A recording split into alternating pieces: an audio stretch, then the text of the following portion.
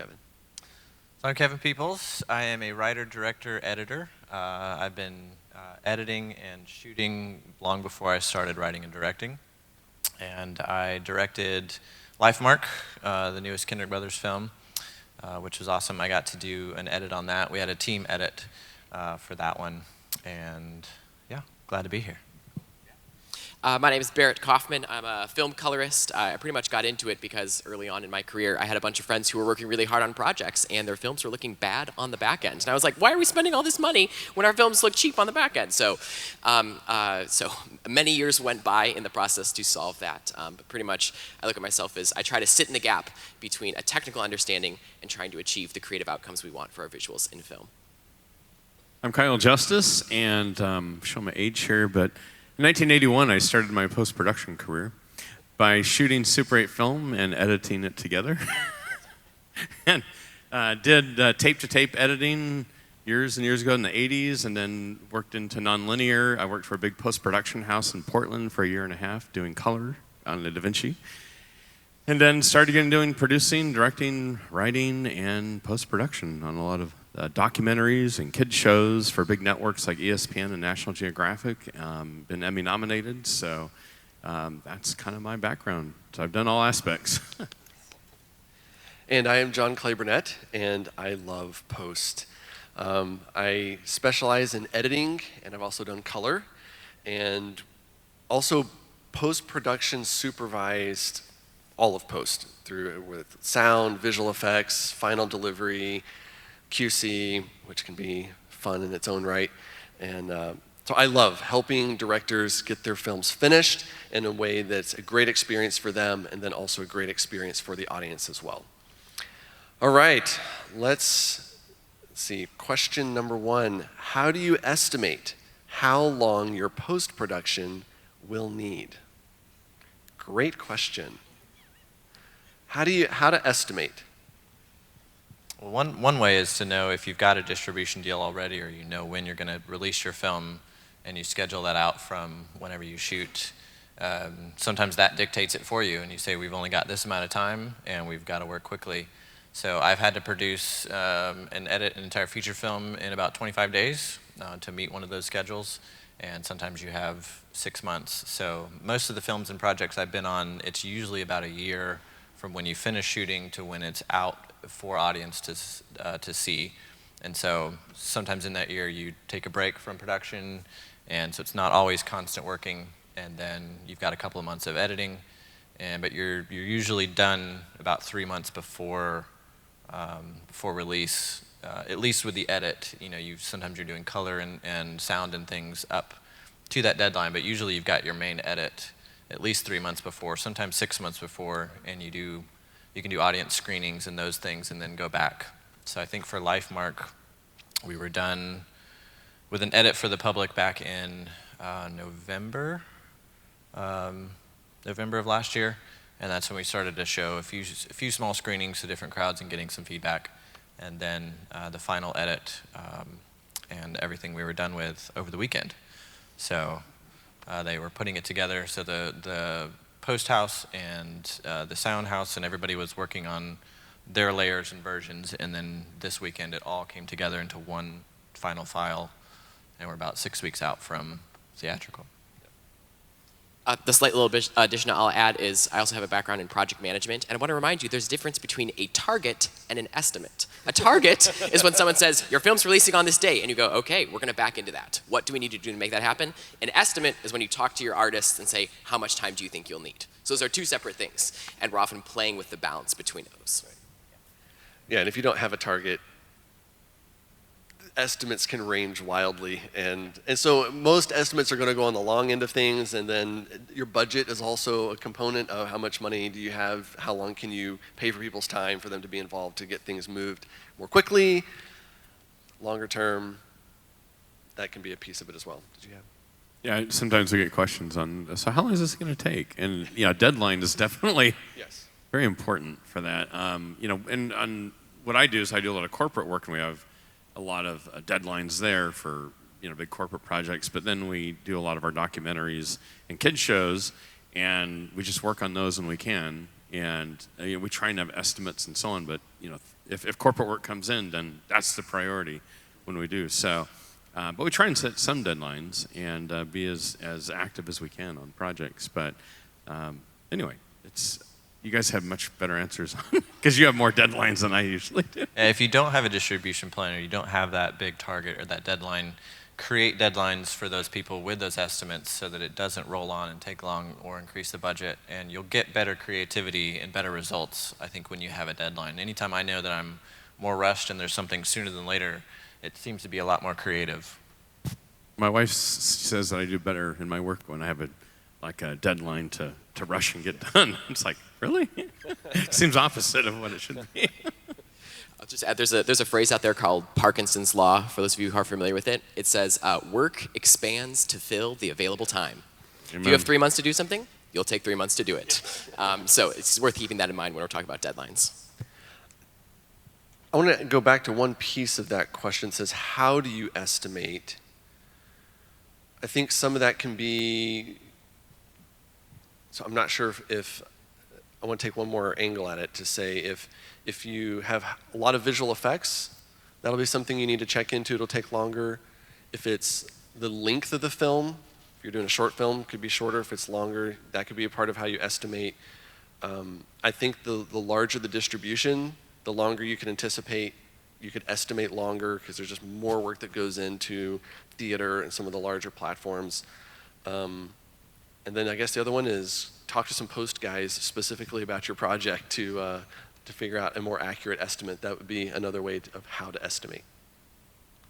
What is the order of the post-production process? We're going to assume it's been filmed. Although sometimes post-production can start in pre-production. But, all right, let's assume we're in post-production, everything's been shot. What is the order of post-production process?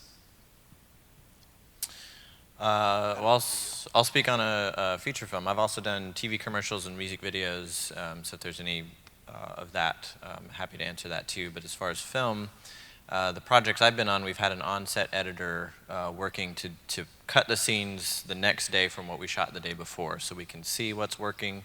We can show anybody in marketing or any ministry partners that come in kind of what it's going to look like, and sometimes we can see, especially in faith-based films, you have a lot of emotional scenes, and when you write your scenes, sometimes you end up having more crying in your script, and then you get into filming and you think, maybe we don't need to have as much crying, and so sometimes you watch a scene and you have to go back, and so having an on-set editor will help you put that scene together and say, this scene would actually work better if they were emotional but they weren't crying, and things like that. Or if you've got a stunt scene or a technical scene where you have to look at how pieces go together and use that footage to go in something else, whether that's footage that gets green screened into a train window, or you've got stunt people in a different city doing something else. The editor will pull that footage together so you can match your angles and all that. So we get the edit from set, and then everybody takes a break.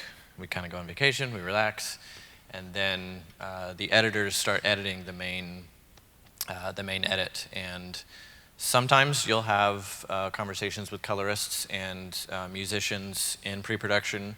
And for this film, we worked and we created a color correction look that we used and applied on all the footage on set, so that we kind of knew how it was going to be colored. So you can talk more about like grading and those things that apply in that process that come later in post-production. But as far as the creative look, we would come up with that. And so after that, we start conversations with visual effects. We start conversations with music. But those tend to come in later after that edit is laid down. So we lay down the edit and then start doing screenings, and then we start kind of layering everything from there. So you've got your basic edit, then you add your music, you add your visual effects, and I would say marketing starts to kind of come in there with the marketing side of what are the audiences starting to feel and starting to see with this project so far, and what do we need to do with our product to kind of make that, and that can go back and change your edit, and that kind of trickles down, because now you have a different timing for your score, you have different shots that you might need or don't need for color, and things like that. So. Can I speak to like a documentary, side?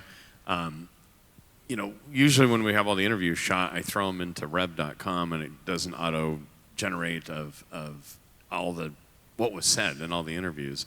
And I generate a book, and then I start to highlight what I like, what they said, and then I start to organize those into an outline, and then I hand that to an editor, with the notes of, on this page at this time code, throw this quote in, and they look at what I've highlighted, and then I kind of get a general rough cut of the interviews, and then I see how they flow, because something on paper, this is going to look great, but maybe the way they said it just didn't have the energy I thought it would, And so kind of starting to rearrange, and by then, you have a 3-hour edit, and you're looking for 90 minutes, so then you got to start going through and cleaning it up and making it shorter.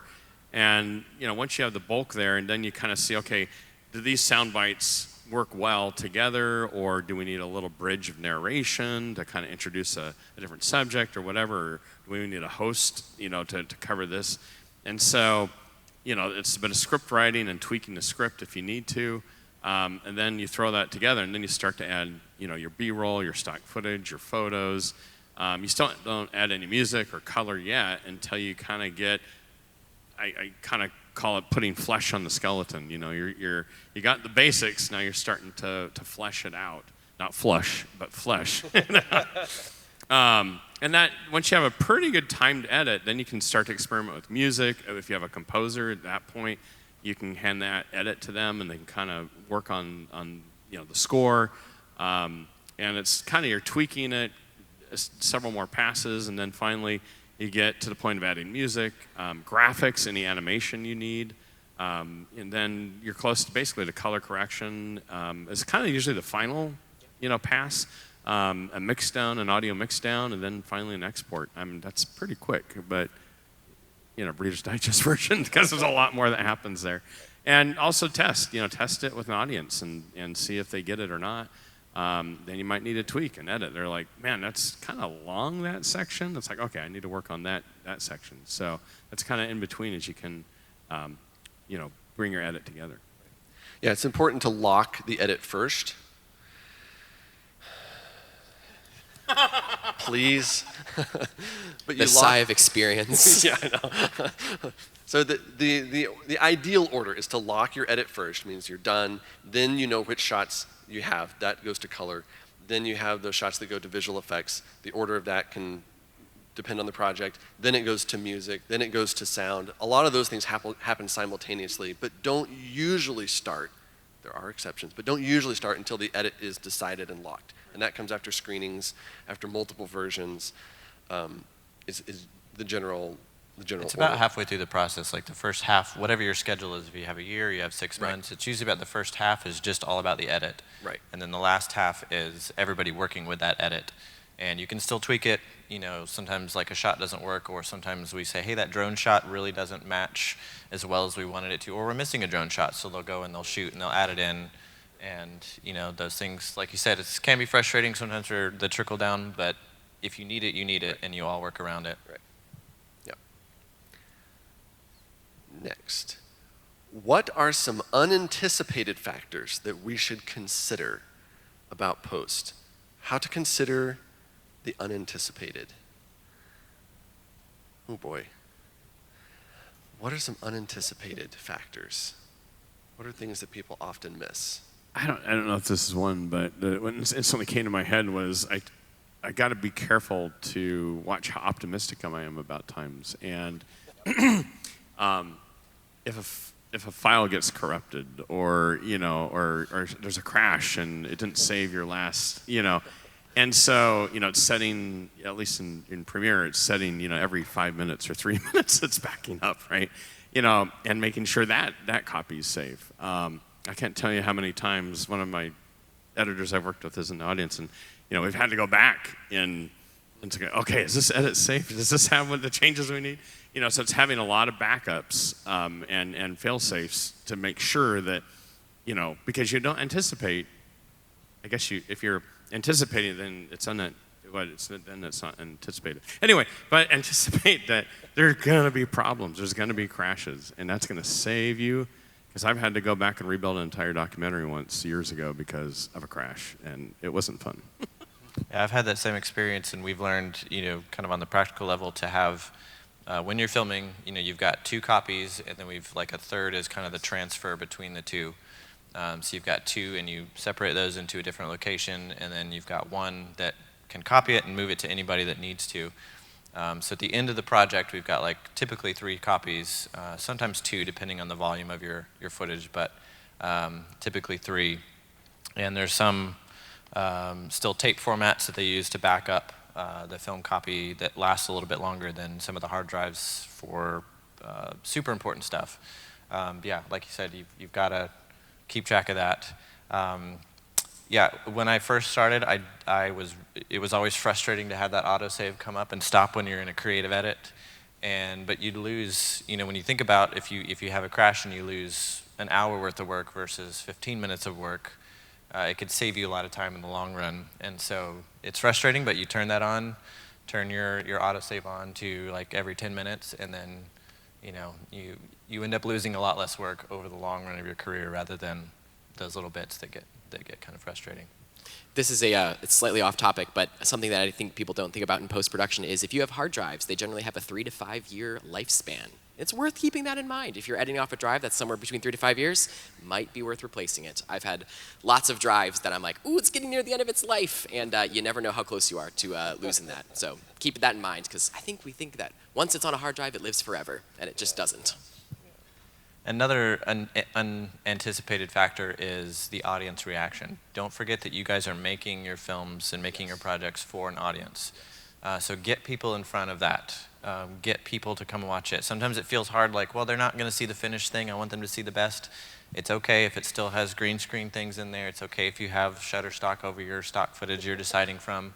Get it in front of an audience, friends, people who are not going to be yes people all the time around you, and get that feedback. And sometimes a scene that you like, that you love, the audience does not like at all. And it's more important to get that out now and worry about that trickle-down effect into your other departments than to get a film out there that tanks because somebody said something about it and it was, too cheesy or here or there. So, sometimes there'll be a take in the film that we like and it doesn't change a whole edit, a whole scene, but it's just one little line that all the audience seems to say, well, that makes the film feel cheesy. So it's like, okay, well, let's look what other takes, let's go back, and do we just need to pull that out because, now that cheese factor isn't there in this whole emotional scene. And so really connect with your audience, and that can change your post-production schedule. I've also seen it take more time to get started with an editor or a colorist, or just that startup time.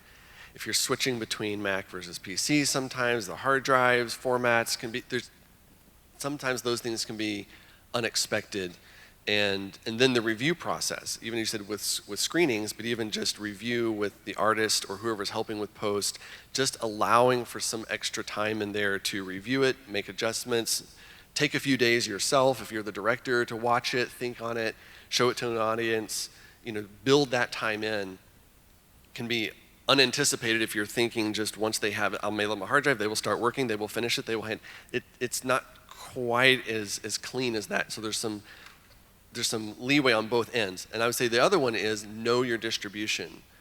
That one can be a big unanticipated requirements that they have for what you need. So try to know that ahead of time and build that into the process so your artists can be building for that and solving for that as they're doing their work. And on that, talking about the review process, we've really adopted the Frame.io platform on this project. Adobe just purchased it, so there's now extra features that you can go straight from Premiere if you're an Adobe editor to that. But that's really helped our team from the visual effects plates that get put up, and we all review them, and we can see comments. You can go in like specifically on a frame, and you can circle and mark and say, on this green screen shot, like his elbow arm is not keyed out well, but this part's good, and you can make specific notes, and that lets everybody on the team be able to view and chime in, and that's really helped the review process to go a lot quicker. And people can download it, drop it in an edit, and look at it in context of a scene, and then make their comments and feedback.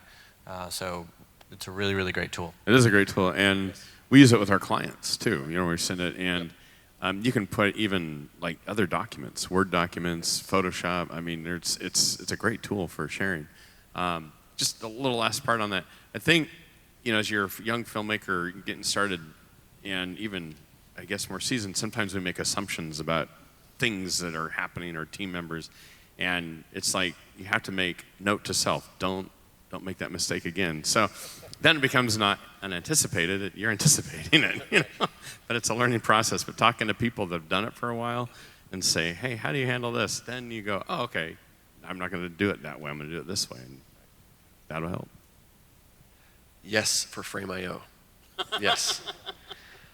Next question. What are some things you should know or skills you should have to enter the post-production job market? Great question.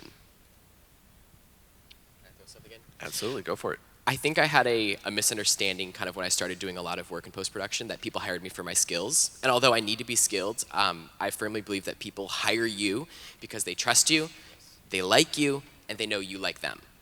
So I think I found that out too late in life, that just being friends with people and like hanging out and talking, obviously you need to know what you're going to do. Like if you're working in Premiere, you need to know how to add edits and adjust scaling the frame and things.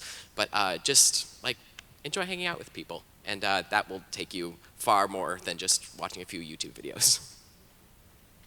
I think it's we've hired some beginning editors and people just out of maybe college and stuff. And, one person just had an attitude that they knew everything, and another person we hired, it's like, hey, I'm here to learn.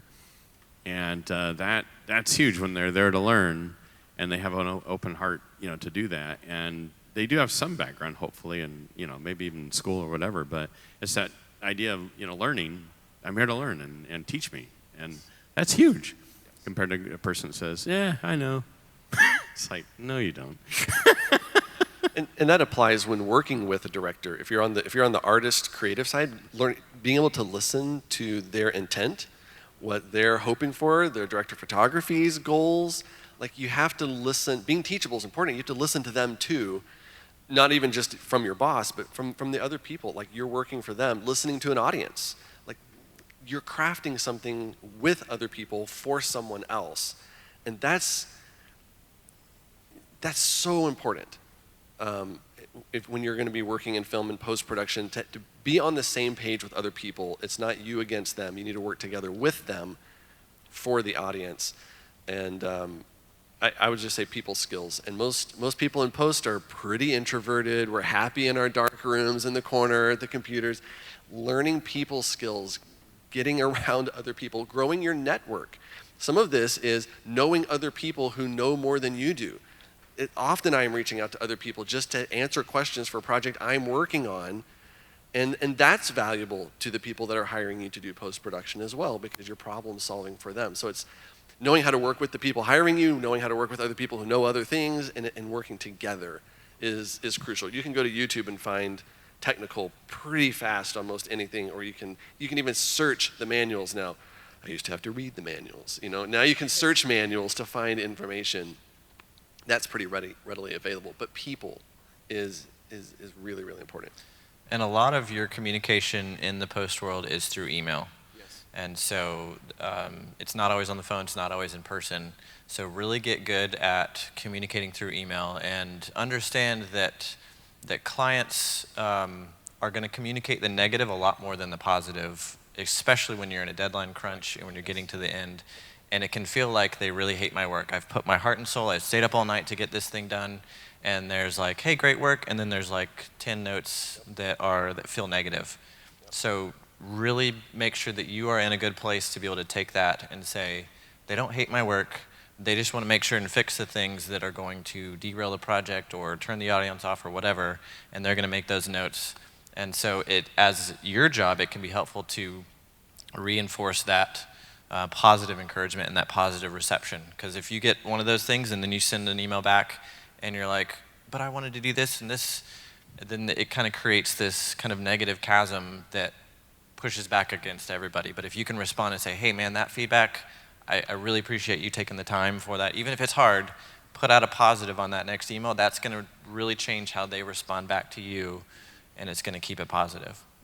And part of the people skills is leaning into conflict and not running from that, but learning how to process through, to hear what they're trying to say, because not everybody's going to be great at communicating that to you either. An email is super truncated form of communication on that, but learning how to work through problems, that's when it really is tested. When you don't feel like you're on the same page. How do you still work together for a common end goal? That's something to work on. And that doesn't have to be on a job. It doesn't even have to be on post-production. Like, that can be in day-to-day life. You can start practicing how to problem solve and work through conflict. And there's newsletters out there, email newsletters, that show you, like, you know, if you're thinking of responding this way in an email, here's 3 positive responses, or here's 3 ways that can communicate positively. And just having that as kind of a cheat sheet if you are an introvert or if you feel like you're not good at communication, and this kind of email comes in, you can look over and, oh, I can just throw this one positive sentence. I can respond quickly, and I don't have to worry about my feelings, and I can get back to my work. There's tools out there that can help you with that communication, especially through email, if you don't feel like you have those skills. And where do we find that? Just kidding. I know the one that comes to mind is like HubSpot. I know they've got one, but if you look at like how to craft an email, there's groups that really put out little things on how to communicate. And you know, if just with starting an email, like typical things that come to your mind is like a starting sentence. They'll say, well, here's what you can replace as your starting sentence, and it can just change the whole demeanor of your email and the reception of that email. So there's lots of tools out there. And I'll just add, I don't want this to come off cheesy, but it's worth remembering that like our primary value is not as artists, but as children of God. And I don't want that to come off cheesy, but it is really true, and it's sad how often I have to remind myself of that. That my primary value is not the work I'm producing or how much people like me. That there's an identity above and beyond that. One other resource is Chris Stowe and The Future.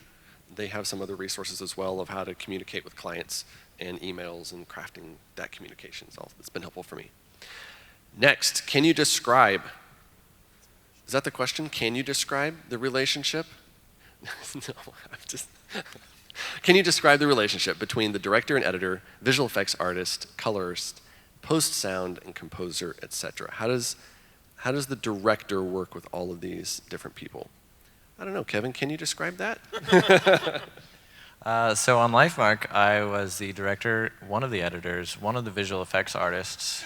I guess that's one way to form that relationship. Yeah. You kind of just do parts of it. Didn't expect to jump into all of those, but like I was editing the trailer, and so we're doing de-aging in the film. The film has this 20-year gap, and so we didn't know that we were going to need the visual effects and the de-aging when we were on set. We tried to do it all with hair and makeup, and didn't quite get the age that we wanted to.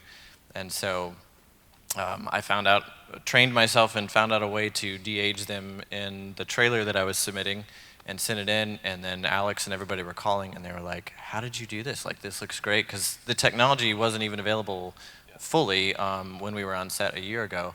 And so there were some other people that were going to call to be on the visual effects team to do some of the de-aging, and we had researched like which ways to do it and what's going to give us the best result and the best time.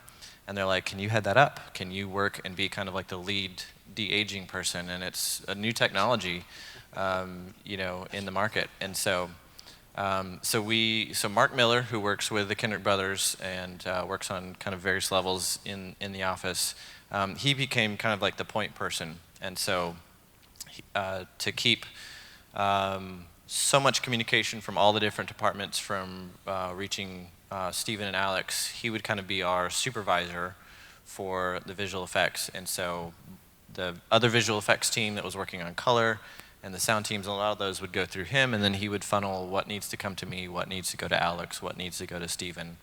And so creating those supervisor positions on that level. So director and editor, so we had 3 editors, me, Bill, and Alex Kendrick. Bill was our on-set editor as well, and then he kind of retouched up his editing version on set, and then I really wanted a teamwork in the edit. Sometimes it can be really lonely in post-production, in your cave all by yourself, like you said. And so on this one, I was like, I want to edit with as many people as possible and get all of our different strengths in that way. So we waited for Bill to get his version, and then I would take Bill's work, and I'd go through and say, what didn't match my vision as the director, and I'll work on those scenes. But he might have a scene that's like, hey, I never even thought of cutting it that way. Sometimes you can cut as an editor from like master, mid, and close-up. Like as the emotion gets more, you cut into the scene.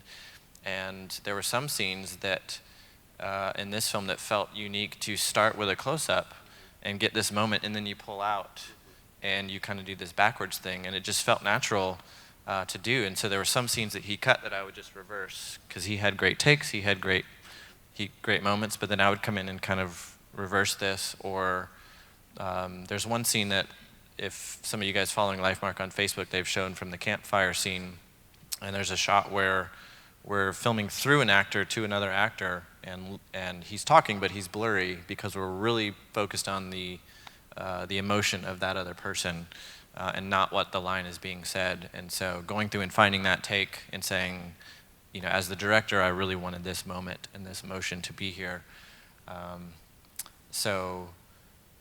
But being a part of multiple of those stages, from my experience, I can say you've got to remember that these people are passionate in their field. The colorist is passionate.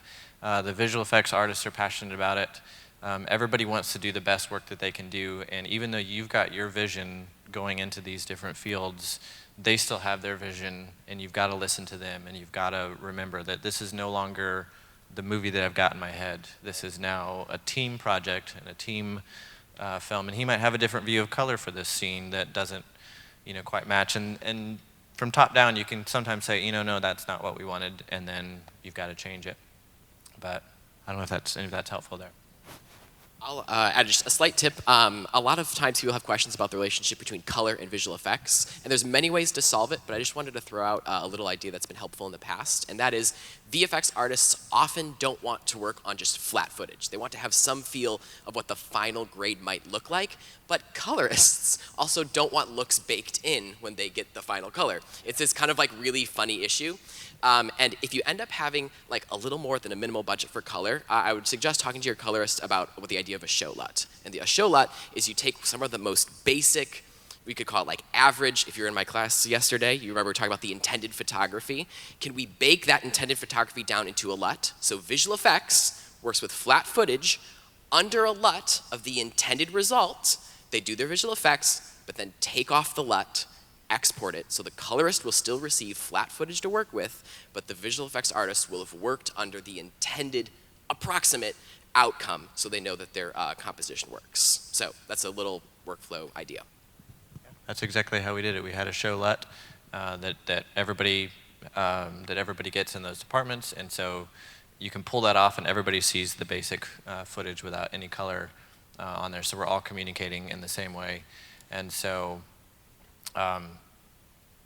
So as an editor, you've got your scenes that are finished, and then the visual effects artists, and then the colors come in. On the director and editor side, there's not as much, at least in my experience, not as much communication directly with the post-sound and the composer, Alex and Steven, were having those conversations. And so some of it's down to deadline. You've got to delegate and say, Kevin, you're working on the visual effects, so you handle these conversations over here. And at the same time, I can't be pulling out and having composer conversations because the same 7 weeks or 8 weeks, you're doing music and you're doing that. And the colorist is even starting on what we call pillar scenes, the main scenes that we know these are not going to change. These are in the movie from the beginning. They're building looks that, and you could speak to this too, that can apply to, like if we've got 10 scenes in the house, this look is generally going to apply for all of these scenes over here, so I can start building those looks so that I'm not waiting till the very end to do all of my looks and everything at the end. And then you can grade and tweak if things and lighting doesn't match. But that's being built, so we're stacking all those at the same time. And then there's kind of this review stage where each level starts to kind of trickle in. Okay, now we can review this. Now there's 1 or 2 changes on drone shots, but the rest of the movie is set, so you can start coloring everything, and you just go up to your deadline and just drop stuff in until you hit your deadline. Just another small reason of why the idea of like a show lot can be helpful is we ran into this problem on a feature in this last year where VFX, I wasn't in contact with the VFX person, and they were just working on the flat footage. They know color wanted flat footage, but when I got it, I noticed that there was a bunch of like color blocking and banding. Because the VFX artist was only working with flat footage, they didn't notice that they were delivered 8-bit footage rather than 10-bit footage, and a whole bunch of information was being lost. So I finally got the contact of the VFX person, shot them the show lot, they put it on their footage, and they were like, oh no, there's all this data loss that we didn't see because there wasn't contrast applied, contrast and saturation. So we ended up, like there was like a 2-week delay because VFX had to do, like rework a whole bunch of stuff because without that intended look, they didn't see that there was a bunch of data being lost. I would say the relationship, the director's job is to know the story, know your moments, know how you want the audience to be feeling, and being able to communicate that to the artists is incredibly helpful as they're making decisions. And as a team, be willing to try things. As an artist, be willing to try what the director wants, even if you disagree. I have tried that and been like, wow, I'm glad I didn't make a stink about that one because that turned out way better than I thought it was going to. Sometimes the director realizes it doesn't work and says, you know what, I liked your other version better, let's go with that one. But try things, work together. But it's really the director's job to know, just like on set, as you have all the passionate artists who all want to do their best work, you have time constraints, budget constraints, it's their job to manage and balance all of that to make sure the ship stays afloat. Same thing in post-production. You can have a post-production supervisor, you can delegate out, there's other options to that, but really it's the director's vision and guiding part in that to kind of keep all of that headed the same place, going on the same track. And the amount of supervisors you bring in is really based on how much time you have with how much people can handle. So sometimes you only need one because you've got enough time that they can reach out and communicate. And so if you see bigger films that have a lot more supervisors, it's usually because they've got a shorter deadline and they've got so much going on that the director or the producers can't sit here and field 75 emails a day with reviews and changes. So somebody else who knows that vision that you've communicated to your supervisor, this is the range we want to go in, you've got creativity, but we never want to go here. They'll keep it in that range, and then they'll send the final shot for you to review, and then you can just really sign off, and most of your time you're kind of signing off, because a lot of those little small tweaks of, like I said, you know, if there's a green screen shot and half of it's keyed well, but some of it's not, the higher up people don't need to really see those things, because they know, well, that's not going to appease them. So like you said, it's with the relationships that you have with them, being able to know, okay, Alex is not going to like this shot. It's not going to even make it, so we're going to spend here and spend a week on it. So he just sees the final and says, that looks like my vision. Next question. What are the biggest mistakes made during earlier stages of production from a post-producer viewpoint? Biggest mistakes made early on that a post-production producer can speak to. I mean, I would say one of the biggest ones is just not accounting for the end distribution, whatever that would be. So much of that, you may need 8K cameras, you may not. Sometimes you may need HDR, you may not. Like, there's so many things that can unnecessarily bog down a production with cost and time if that's not needed in the end distribution. You may not need some of those things just because they're cool or you have money for them. Like, it can cause other problems that frustrate to get to that end goal. I'm not sure if this is a like direct answer to this question, but this is mostly like an encouragement for those of us who are like artists, maybe serving someone else's vision. I don't know if this is more of a management question, but as artists in post-production, learn to be okay with people seeing rough versions of your work. Because a lot of us have this perfectionist side of us. If we get something to perfect, and that's the first time someone sees it and reviews it, and they don't like it, we've wasted a lot of time. So it's often good if we could preface, like, a lot of people are very gracious when post-production seeing rough things. We can say, here's what to expect, here's the things that are going to be fixed. But can we get them a rough version quickly and get feedback rather than, you know, I think of this with color. Like, my goal is to get a colored film, even if it's rough, even if shots don't match, as quick as possible, because I don't want to waste time if it's not in the right direction. I'm sure you guys have all heard that phrase, like, well, let's just do it in post. Let's save it for post. So thinking through those decisions, that there are things that you can only save for post, but if you feel like you can get it done before, try to get it done before, get it done in camera. You'll have a much better result than trying to fix it because it can create more problems, and you can have a stack up of all these things that, like, well, if we would have only done an extra take here, then that would have cut these 10 shots from needing this or having to go find it. And sometimes it's just, okay, we can't find this location. We're going to have to find that stock footage later. You just, if you know that it's going to end up in post, there's nothing you can do about it. But try to distinguish those thoughts and not just land it to everybody is a magician and they can just do whatever they want in post-production, because it doesn't always happen. Very good.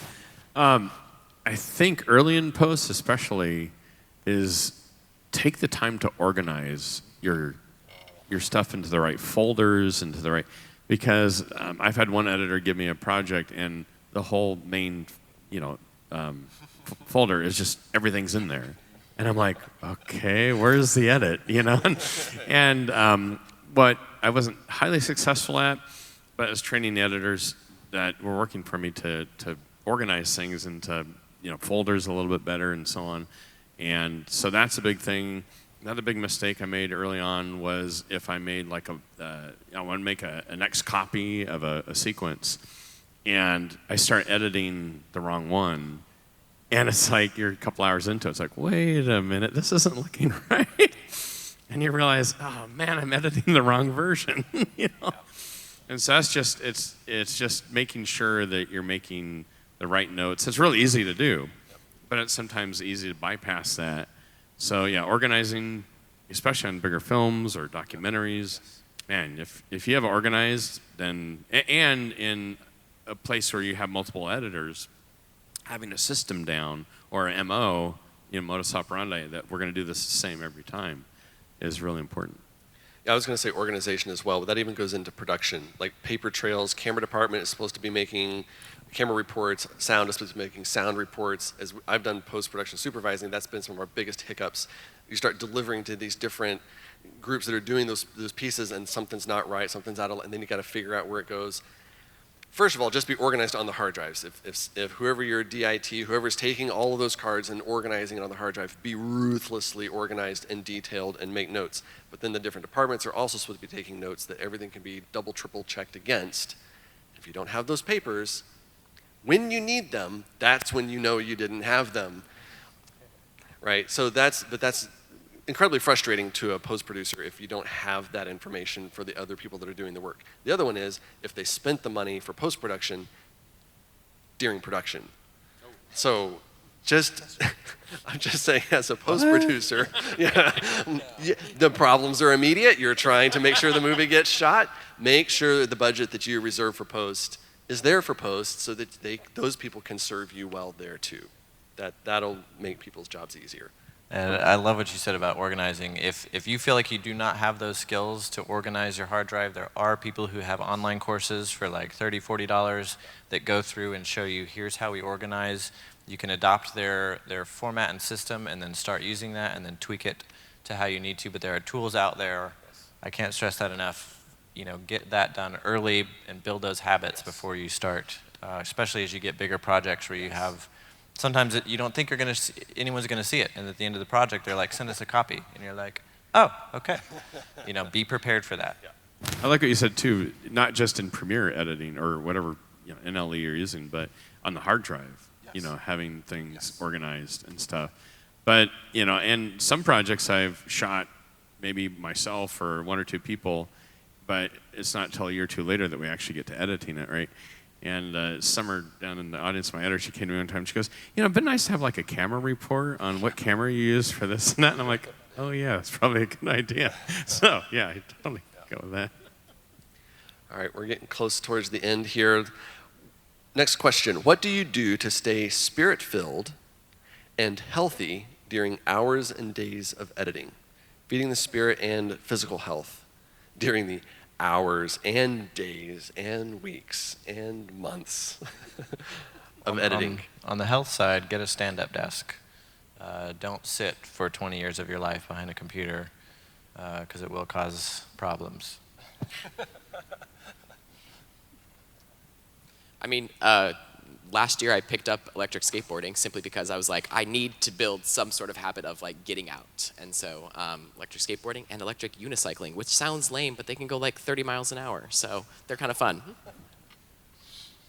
I think, we need, when we're working on a project that's where people are going to be impacted spiritually, we need the Holy Spirit to guide our editing. And I know there's been times, I'm sure you guys too, it's like, this just isn't looking right, and in editing or whatever, color, and it's like, Lord, give me some insight here. And so being Spirit-led is really important when you're editing.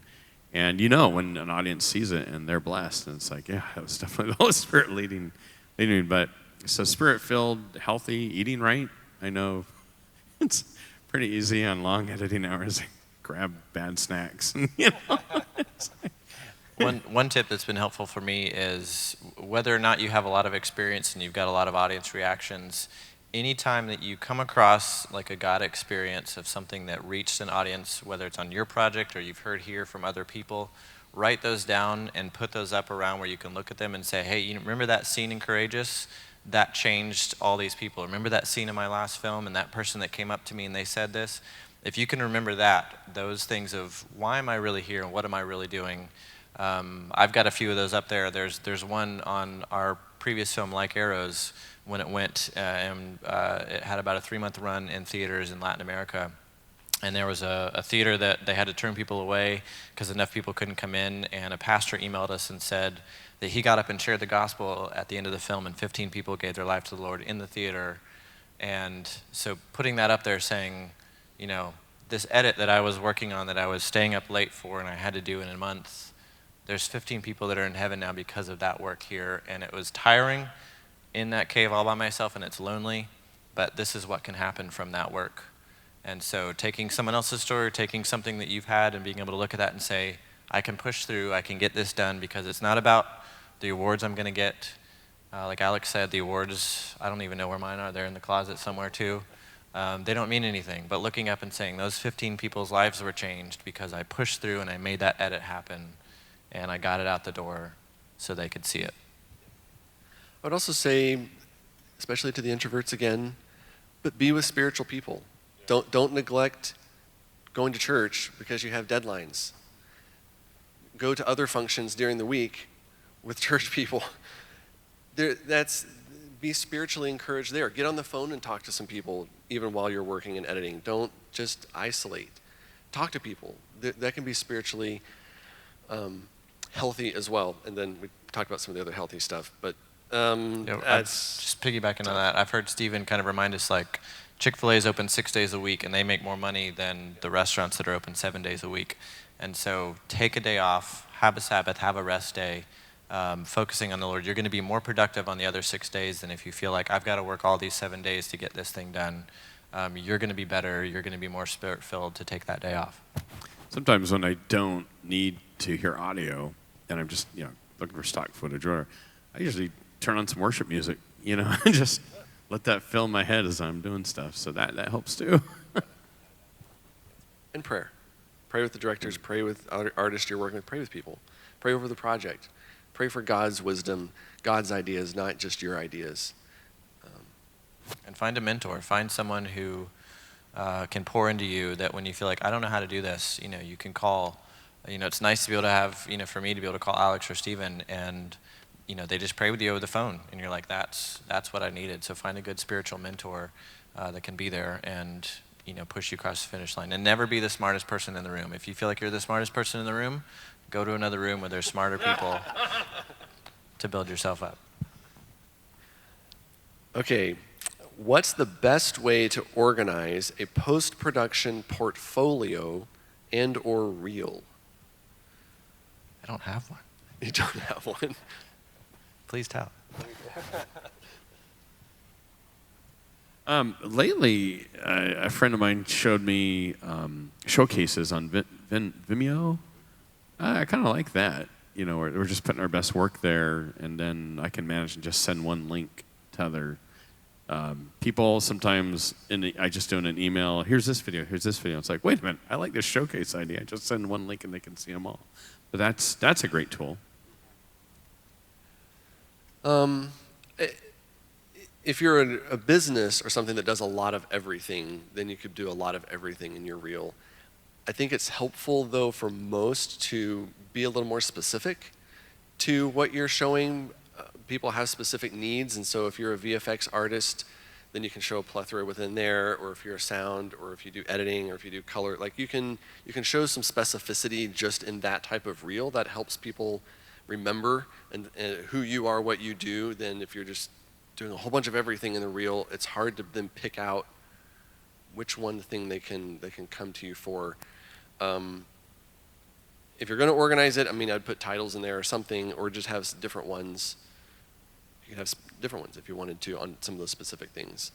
I don't know if there's any other best way to grab attention at the beginning. And I mean, I would show some of your best work at the beginning, and then I would also show some of the best work at the end. Those are the key moments that are most important for people. Yeah, like reels in general, you know, from what I've learned in research and studied, that the most attention span is the first 30 seconds.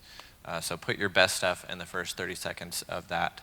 And also know the audience that you're sending your reel to, or that you have it for. Because I've had some people that want to work on faith-based stuff, and then they've got some really questionable stuff in their reel. And it's like, I don't care how good that stuff is. If they're willing to compromise on this, you know, they're not right for this project. And so if there's, you know, anything like that, make sure that you know your audience. I think we put a lot of pressure on ourselves to have the perfect reel, and it's worth remembering that we care about our reel more than anyone else ever will. Most of the time, people ask you for your reel because they want to know that you did the work and put it together. It's kind of like, do you have a website? It's like, will anyone actually read your website? Probably not, you know? But did you do the work so that you can send it to them? And like we said, those first 30 seconds. Can you put your best work in the first 30 seconds? And hopefully the rest of it's good too, that people can watch. But just know that, once again, people hire you because they trust you, and you like them. But do the due diligence at the back end. I think when I first started, I had some reels that were 5 or 10 minutes long. Because I wanted to show my best work. And it's like, no, it needs to be a lot shorter than that. Like 90 seconds at the most, maybe, right? When I was doing TV commercials, the phrase that we adopted was, if you can't tell a story in 30 seconds, the story's not worth telling. And so there's sometimes you think it needs to be longer, but if you can watch a TV commercial and you can connect with the characters, feel the story, understand and want to buy that product, you know, they've done their job. So try making something in 30 seconds to show yourself. You know, can you sell yourself in 30 seconds? And if you can do, then that's a story worth telling, and you're somebody who's worth hiring. I would say for colorists in your reel, don't go from the log footage to the graded footage. It's kind of a cheat because it's so flat and gray, anything's going to look better at that point. Start with like a basic, so it's like normal, and then show what you've done to it. That helps other people who are looking to hire have a better idea of what you can do and how you can work with footage and how you can improve toward a story. Otherwise, it's a little bit not too helpful. All right, maybe the last one here. Recommendations for handling input when editing a personal project. So you're making your own project or editing your own personal project, and you're receiving input. How to handle input? Yeah, I'm guessing. Feedback and criticism. I mean, I guess I would qualify the question. It might, it could be how to, I'm not sure what the word handling.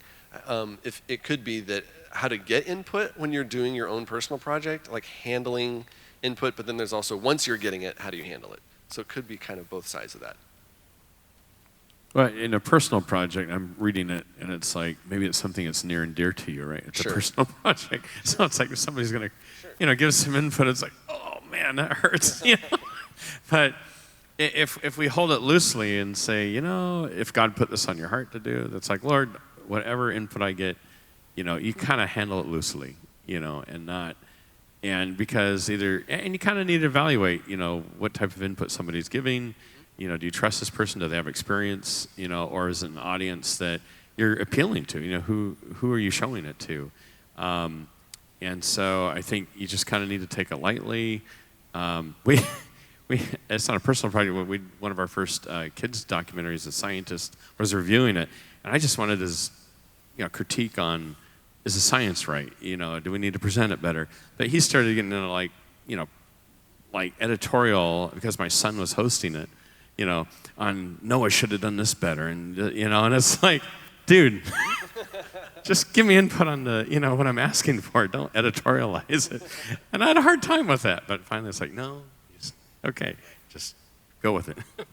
For those projects that are personal, if you feel like it's, how do I take that criticism for something that is, like you said, near and dear to my heart, the best thing that I have done is take time away from that project. Because when you're in it, everything is fresh, you can recall every edit, every kind of thing like that, you're going to be so much more hurt when something comes in, because we all need that validation, and we want positive feedback as well. So aside from being able to handle criticism, it's going to be a lot easier if you take a break from it. If you just say, even if it's a week or a month, kind of learn that need for yourself. But if you're kind of working on something else and then you get feedback on that, it's not going to matter as much. There's a project from like a year ago, and you're just like, oh, and you're able to take that better and say, oh, okay, now I can go look at it objectively like you are, rather than looking at it personally. I don't know if this is helpful, but there's something called the mere exposure effect, which says the longer that we sit with something, the more we like it. And so sometimes what that means on our projects is the longer we sit with something without it getting reviewed, the more we think that, it's our amazing project and it's our baby. And 3 months later we show it to someone else and they say your baby's ugly. And that's not a pleasant experience. So I think handling input, one of the things I've just found is get input as early as possible, because it helps me not go down the wrong path. And I tend not to get offended because I know my work is in the rough state. Yeah, that does help. If you're doing screeners, you don't have to listen to every single piece of feedback. When there's kind of a theme or something that's being repeated multiple times, those are the ones to pick up on. I would also say invite the feedback. When someone starts to criticize, they'll usually offer, especially if they know it's a personal project, the easy, soft thing first and say, thank you. Don't react, don't defend, don't explain it. Say thank you. Tell me more about that. Because sometimes what they think is the problem isn't actually the problem, but it's evidence that there is a problem, and you need to figure out what that is.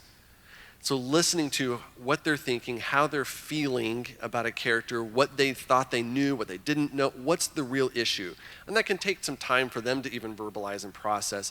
So don't be defensive. Don't explain it away. You had a good reason why you did it that way, of course, because you did it. So you had a reason. But don't explain that away initially. Listen. Then you can explain what you were attempting, listen to hear their feedback of whether you accomplished it or not, and maybe you can find the real problem so you can solve that, because it's not for you, hopefully. The film is for the audience, and you want to reach them. All right, we are out of time.